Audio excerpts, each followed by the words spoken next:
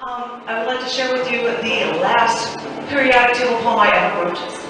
It's the second to last piece here tonight, and this is 107 in the periodic table. This is Bohrium. This isn't boring. You won't be bored with the details. Anyone interested in different kinds of attraction should listen close. Because bohrium isn't boring if you find fusion fascinating. Think about it for a minute. What are the conditions that bring two bodies together so they join to create something new?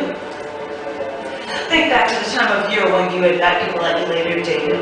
Was it in the summertime when the temperature was high and you were feeling all hot and bothered when you saw that special someone that you were instantly attracted to?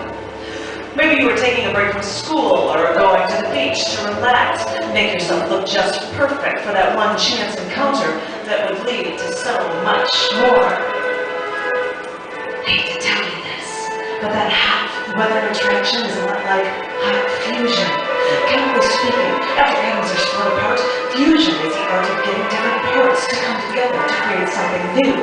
The sun is a natural fusion reactor. Nuclear reactors perform fission to split atoms. Nuclear fusion, or hot fusion, uses all its energy to slam those electrical atoms into each other. Because once they're separated at these high speeds, their parts can create new elements or isotopes. And this is how science discovers synthetic elements. But sometimes that attraction can come not when the temperature is sizzling hot, but when things seem bitter cold and warm bodies have a tendency to group together to conserve their heat. I suppose you can say I am bonded with someone now. And when we met on a train commuting from work, it was the middle of January in a cold Chicago winter. I was fully adorned in a winter coat, a hat, gloves, a headband for my ears, boots, a scarf covering my face. Who knows? Maybe that not so hot weather gave us more of a reason to bond, since it was only 3 months after we met that we were engaged to be married. And I hate to say this, but scientifically, there's a method of fusion for this as well.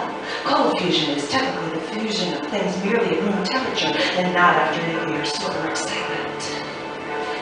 And as I said, I don't want to bore you with the details, but there are a lot of ways fusion like that can help in the discovery of new elements, like bohrium. Because back in '81, element 107 was discovered after bombarding the vessel 209 with the accelerated nuclear atom chromium-254. They only produced 5 atoms of bohrium-262, but man, they were excited. They were so attracted to this one man, Niels Bohr, that they wanted to name their element Niels Bohrium for the Danish physicist. But wait, Russian scientists originally wanted to name element 105 Niels Bohrium. So the Germans here at 107 said, hey, we wanted to give props to Niels Bohr for his work in cold fusion, since that's what we used in the discovery of this element. So the Russians relented, but the Element Naming Commission said, wait a minute, we have never named an element after the full name of anyone.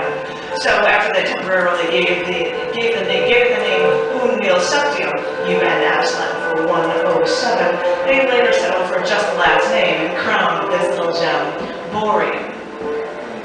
And yeah, there are tons of isotopes of bohrium from all that atom smashing and bonding, with half-lives of a quarter millisecond to 90 minutes, but there aren't many atoms of this stuff, so all its properties are only extrapolated from knowing its place in the periodic table.